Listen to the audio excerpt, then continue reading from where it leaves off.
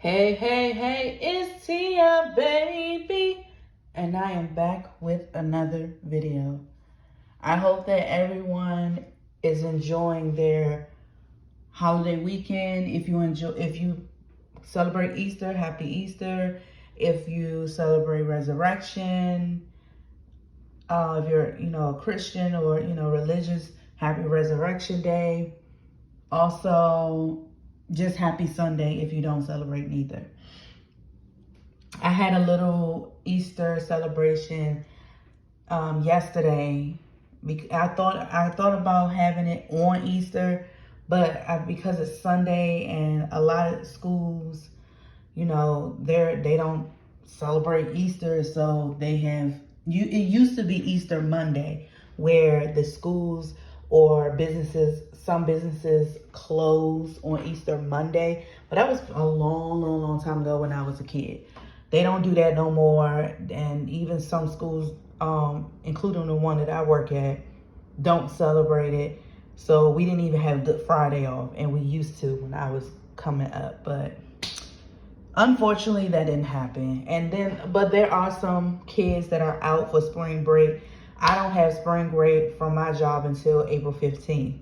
Normally, spring break, as we all know it, is in April, but there are times that is in March. The last time I remember or recall Easter being in March was maybe 5 years ago. I want to say between 2015 or 2017, one of those, within those years. That's the last time I can recall Easter being in March. I don't know. But if you can recall when the last time it was, you can put it in the comment section. But today, as we all know, unfortunately, it is the 29th anniversary of Selena's demise, because of unfortunate circumstances and because of selfish behaviors. So, and also it is the untimely death of Nipsey Hussle. If you don't know who Nipsey Hussle is, he is a rapper from California who actually resembles Snoop Dogg. And he had his own clothing line called The Marathon. He was in a long-term committed relationship with actress Lauren London. They have a son together, and then they both have older kids by previous relationships. So yeah, so that's that. And unfortunately, his demise was due to gun violence as well. And so we just need to do better when it comes to GUN violence, just violence, period. Also, I want to give my love and thoughts to those families who lost their loved ones in the tragic Francis Scott Key Bridge collapse in Baltimore. There were two, fortunately, two of those workers were rescued. One had no injuries. The other one had injuries but was released from the hospital. Then they found two bodies in a pickup truck in the water, submerged in the water. But the other two they have not found yet. All of them were Hispanic. I think they said that they were originally some were from Guatemala, some were from Mexico and El Salvador. So please pray for those families and send in their love to them as well. You can look up the article about the Francis Scott Key bridge collapse online. It happened last Tuesday early in the morning, I think around 1 in the morning or something like that. So you can look them up and the names and all of that. So yeah, that is a very scary experience, because that's one fear I'm sure myself and everyone has feared being on a bridge. I don't even like driving over bridges. I mean, unfortunately, we have to drive over bridges to get to certain places. You can't really, get around it. You can, but it probably would take forever. But I had to face my fear to get on the bridge because I used to try to avoid bridges as much as possible. And when I first started driving, especially when I on the highway, I used to drive on the outskirts to avoid highways because I was afraid of highways for a while, but that's just unfortunate, tragic incident. And it was due to a transit boat. I don't know, cargo. I think a cargo ship lost its power and crashed into the bridge. But again, send your prayers and love and strength to those families. Okay, so again, this is the 29th anniversary of the untimely death of Selena. It doesn't even feel like 29 years. It just feels like every day, every time, it just feels like yesterday, because like Chris said today, he posted a tribute of her on his page where he thanks the fans for continuing to keep her legacy alive and her music alive, and that she breaks records, continuously, throughout the years. And because of that, it just feels like yesterday. And it's just heartbreaking. And I said to myself, not too long ago, today actually, I was like, Chris is a warrior, because I can't imagine, and I hope to never imagine, so young, that he lost his wife, his companion, his best friend, the first person that taught him how to love at such a young age, within the most crucial times of the year. They were getting ready to celebrate their 3rd anniversary in a few days, and they were planning a wedding. She was planning a wedding because they, if you didn't know, they eloped to get married, so they didn't get a chance to have that wedding of their dreams, especially of her dreams. But they were planning that for their 3rd year anniversary, and then a couple of weeks later would have been her 23rd birthday. Even though I know she doesn't celebrate, holidays and birthdays, but it's just still, he does, but it's just still, it's just still tragic to, him losing her and having those constant memories of what could have been and how close it was to like things that they could have celebrated together. It's just unfortunate, very unfortunate. And so he's a warrior because I'm sure, right now he's, gotten better with time, but, around those years, those first few years, I'm sure it was very, very, very hard for him it was probably like torture to him, because they were supposed to, renew their vows, and they were supposed to celebrate three years of marriage. And then, they're supposed to have move into a bigger house, have kids, and then her birthday was coming up and things like that. So it's unfortunate that happened, all because of greed, selfishness, and enviness and things like that. And it's just crazy. It's crazy. But I also thought about, because I keep hearing this word or words thrown around loosely a lot, but about her and other celebrities. The words are Illuminati and sacrifice. I don't know.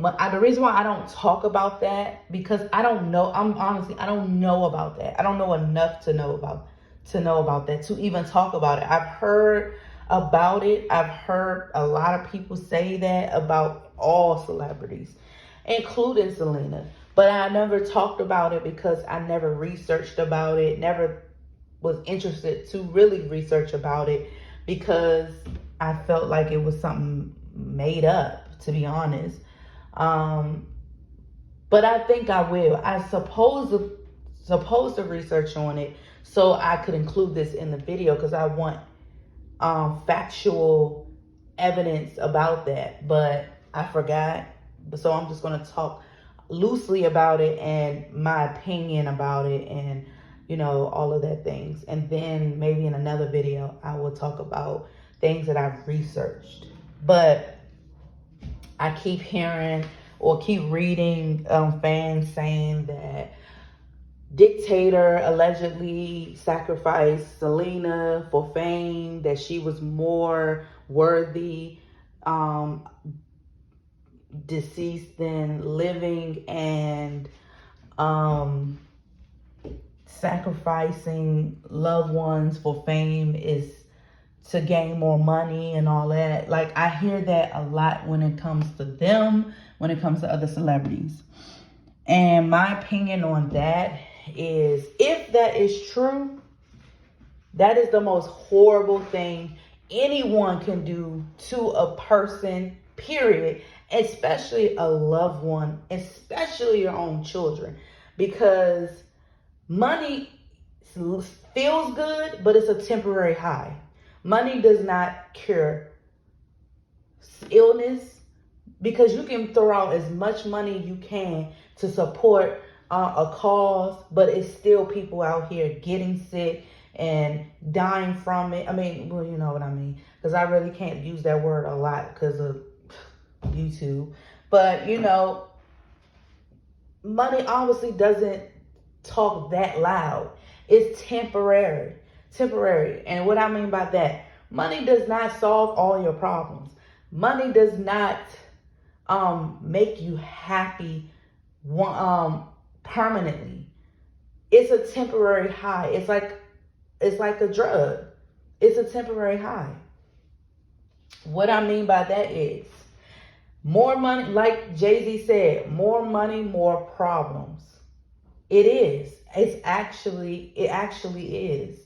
The more money you make, the more bills you have to pay, the more people you owe, the more things you have to get put out in order to get back. It's actually stressful. I'm not saying you shouldn't make money. Yes, money is for stability. Money is for taking care of yourself, your family, for generations and generations. That's what money is for, not for greed or hurting others. That is not what money is for, but it seems like that's what people use money for, and it's very unfortunate. So I'm just like, I don't know if that's true. That's just sad, because who's to say she wasn't going to be big if she was still living? That to me is like, well, for her family, or for her not husband, for her father to, if that is true. So what is that saying? Is that saying that he doesn't believe in her dreams, that he doesn't believe in her, that her daughter will succeed if that his daughter would succeed if she was still living? He didn't have that much faith in her that she would have to in her life had to be ended in order for her money to grow. That's crazy to me. That is crazy to me if that is true. Granted, she has had a lot of fame since she has passed, and that's unfortunate, because she could have been bigger than ever if she would have still been living. I can tell she was getting ready to go mainstream with her music, and she has a beautiful voice. She has so much control of her voice. next to Whitney Houston, to be honest. And I'm not saying this because I'm a fan of hers. I'm saying it because I listen. I love to sing, and I love music, and I love all kinds of music, and I really listen to music. I listen to the words, I listen to the beats, I listen to the voice. And she has very much great control over her voice. There has not been one time have I ever heard her have a sing a mistaken note or go flat. Never. She sings her butt off, and it's very close to Whitney. Now, I'm not comparing her to Whitney, no, but I'm saying next to Whitney, she has very great control over her voice. Very much great, and it's very subtle. It's very sweet. She can do all kinds of things with her voice. She can be really sweet and subtle with her voice, with like a melody, with like a ballad, to the point where she can go really rough and rugged for like a rock song, like you know. She can go in between pop, like Janet and all of it. She can do a lot with her voice. A lot. And like I said in other videos, she could have done a lot of popular songs once she had crossed over and featured with a lot of big artists. I'm sure will want to work with her. So I don't even doubt that. And that's not even my child. That's not even my friend. We don't even know each other. But I had that much faith in her and her voice and her talent. And the fact that if that is true and her own father did not believe that, and he felt that he had to sacrifice her in order to have money, continue his fame and money, that's crazy, and that's downright wrong. If that is true. But I can't say that it's true because I don't know much about this thing that people say that's going on. But if that is true, that is so effed up. Effed up. On a human perspective, on a parent perspective, and just effed up. On a moral perspective, it's effed up. Because when we should not look at Selena and feel sad when we see her picture, when we hear her music. And that's the thing about it. The Selena is basically the face of a bittersweet moment, because it's sweet because she is still recognized for generations and generations, but for what cause? And the bitter part is she's not here to see this. We can't be next to her. We can't take pictures with her. We can't sing with her physically because she's not here to do that. And that's the bitter part. So it's always, when I see people post Selena and her music, I always see in the comment section tear emojis, heartbreak emojis, flower emojis, because people are sad that she's not here to see the celebration of her accomplishments. All because of someone allegedly, sacrificing her life for fame, if that is true. Like, that's crazy. It's crazy to me if that is true. I hope it's not true. But let me tell you this. Everybody has different stages of grief. Everybody goes through grief differently. But I have said this on my very first Selena video that I pointed out when I depicted the way that some of her family members looked at the gravesite. In my humble opinion, the only two people that I saw truly hurt was Chris and her mother. Those are the only two people that I felt that I saw actual pain. Like, Selena's mom was distraught. She was over it. She was through. Livid. She was through. She was emotionally drained.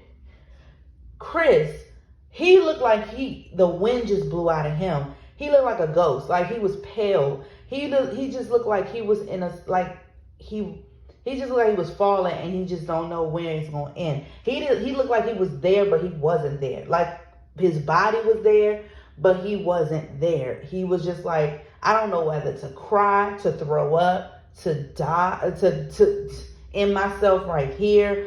That's how he looked. He just looked out of it. Like, I'm just trying to get through the day. Like, that's what he looked like. That's what he looked like. Now, her father, no emotion at all. None. But then again, that's why I said I can't really fault him or the siblings, because everybody, and that's why I mentioned everybody goes through grief differently. Some people don't cry for days or weeks until something triggers and then they let it all out. Some people try to, distract themselves and try to have fun and all that and laugh to not do the cry. So that's why I'm like, I can't really say that they weren't sad. But if you want to base on the pictures that I seen, they don't look sad. Because you never know. Suzette could have been crying her eyes out in the limo or at home or, the night before or whatever and cried out all night, and then she just completely numb that day, the day of. Same with her brother. Her brother could have been crying the day he found out, been crying for weeks, and then the time to lay her to rest, he probably was just all cried out and just numb. That could be what it is. The same with the band members. So that could be what it is. But if you want to base on the pictures that we all seen, the only two people that showed true emotions was her mother and her husband. And sometimes that can give like a red flag. It's like, okay, why? What's up with that? What's up with that?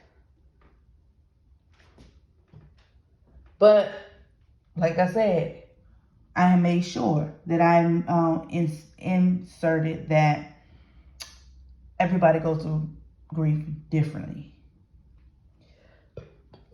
For example, my friend since high school, she recently lost her mom, not even almost a year ago.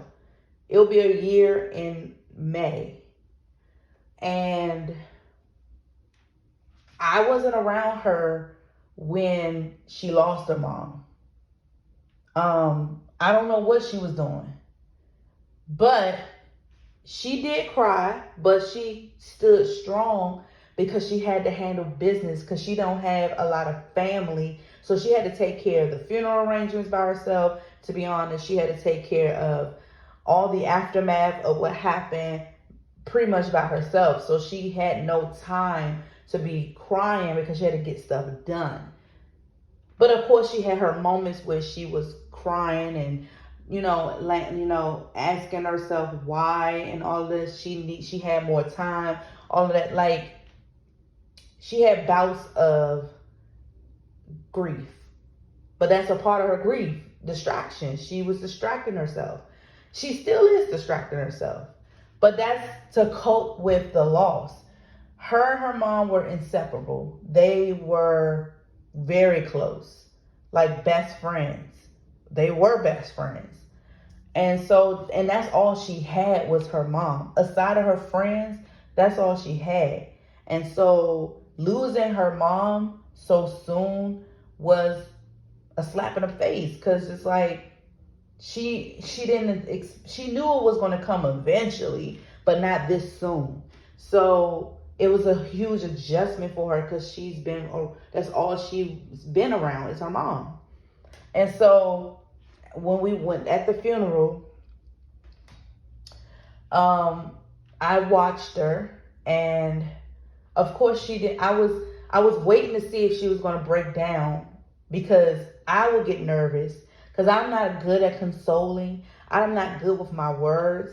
I guess it's a pride thing, and it's also a nervous thing, because you don't want to say the wrong thing, because that could trigger even more crying and things like that.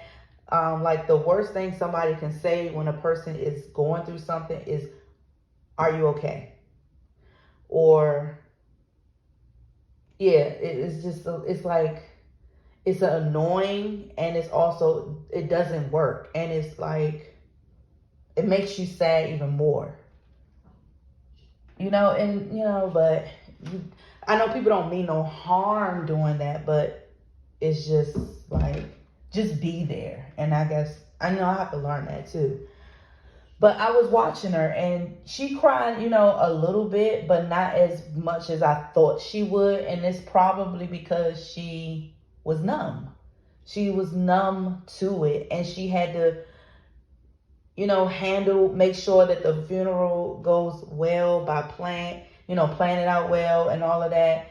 And so she didn't have that time to cry, because she wanted to make sure things were going as planned, and she was numb to it. She came to terms with, this is what it is. And usually they say that's the easy part. The hard part is after everything is over, and you have to be sitting with yourself.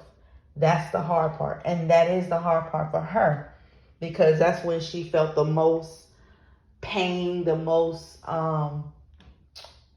loneliness, and that's when she was really crying and really going through the grieving part, the crying part, because now she had to sit with herself and think about what just happened and learn life as we know it in a different way now, without her mom physically. And she has friends. She has people in her life that look, make sure she's good. And of course, sometimes that stops or it slows down, because everybody else have their own lives, and and then that's why it's so hard for the person that lost someone, because after all the conversations, the phone calls, the checking in starts to slow down, because other people are living their lives and raising their kids, or whatever the case may be. And it don't mean no harm, but it's just, that's just how things happen. But luckily, she still had people that still check in on her, and it's doing her really well. Like, it's helping her get better and better and better. So that's what I'm just using that as an example of people handle grief differently. So that's why I'm not saying that her father or her siblings did not care that she passed on.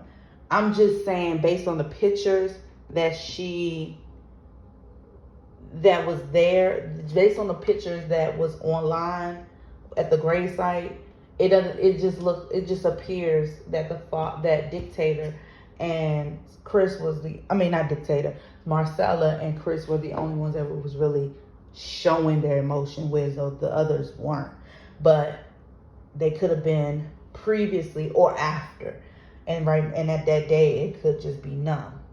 So that's why, like, my friend was numb, but she was emotional.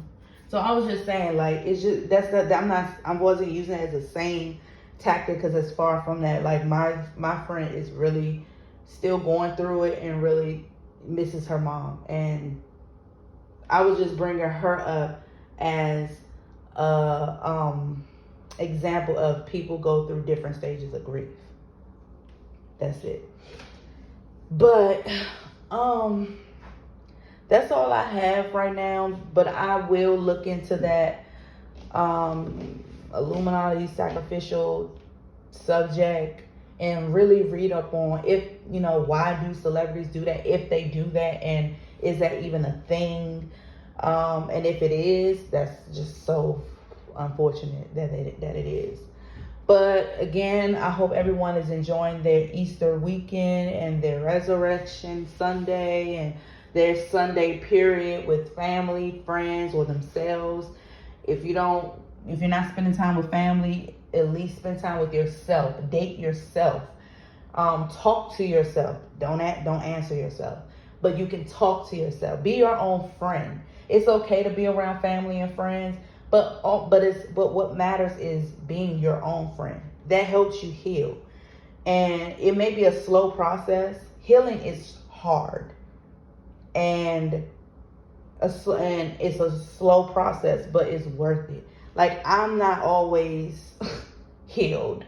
There are days that I feel healed. There are days I'm a total wreck. But I'm learning to be my own friend. I talk to myself. I don't answer myself, but I talk to myself. I think out loud. I cry if I need to. If I need to take a drive, I take a drive by myself. I've gone to the movies by myself before. I have not eaten by myself, at a restaurant. I need to try that. Maybe everyone that hasn't done that should do that. Take a chance by yourself. If you're not a person that likes to go to the movies by yourself, try it. If you're not a person that like to eat by yourself at a restaurant, try it. Walk by yourself in a safe area, of course. If you want to take a drive by yourself in silence. That's the most calming feeling. Just driving around the city, or drive around your neighborhood, or driving period, in silence. No radio, no nothing, just silence. It's so peaceful and it's rejuvenating, and you can just be one with your thoughts. And if you want to talk to yourself while you're driving, talk to yourself. So what if somebody sees? So what? As long as you're not answering yourself, you're good. You're good. Self-care is very important. Self-talk is very important. Self-healing is very important. And also, if you really that severely hurt, get a therapist. Talk to a therapist. It's expensive, but it's probably worth it. Right now, I can't. I don't have the means to do it continuously. So I have to do other tactics to help. And like I said, if you don't feel like journaling, or if you don't feel like journaling, because I don't feel like writing stuff down all the time, make an audio one. Make an audio journal. Just, record yourself talking your feelings out. Whether it's a F you this, F you that, or da. Let out your anger in a video, audio, not video, but audio. And just keep it for record. Get it off your chest. Actually, get it off your chest even quicker. Because sometimes when we write stuff down, we forget what we want to write, everything we want to write down. And then by the time we get to it, our hands are cramped up and tired. So, not knocking nobody who journal away if that's what you like to do. But I really want to promote self-care, because I hear that word thrown around a lot lately, even at the workplace. And that's what I don't like.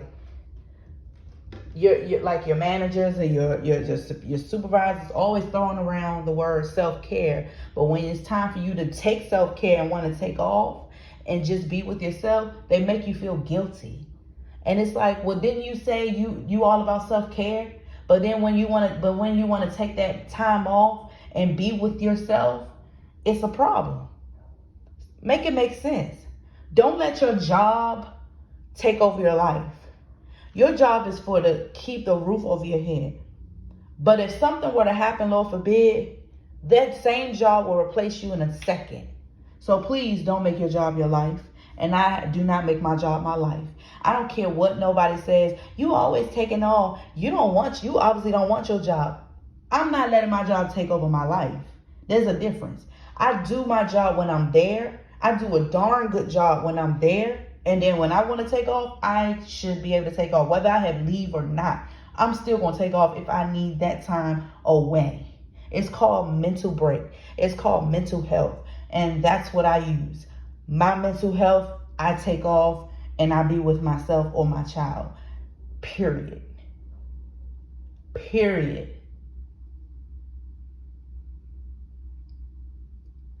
So, or whoever makes me feel at peace, that's who I be around. But just take my word. You don't have to do what I do. I'm just saying, just take what resonates with you. be one with yourself, but don't neglect your friends and family. I'm not saying that, but just have a balance. A balance. That's it. Again, have a great weekend and the rest of your weekend, and have a great week. Don't let nobody stress you out. Don't let nothing stress you out. Try not to. And if they do, let it out in a room somewhere. Scream it up or pray on it. Pray on that person, and just try to make the best out of this whatever situation you're in. All right. Talk to y'all later. Peace.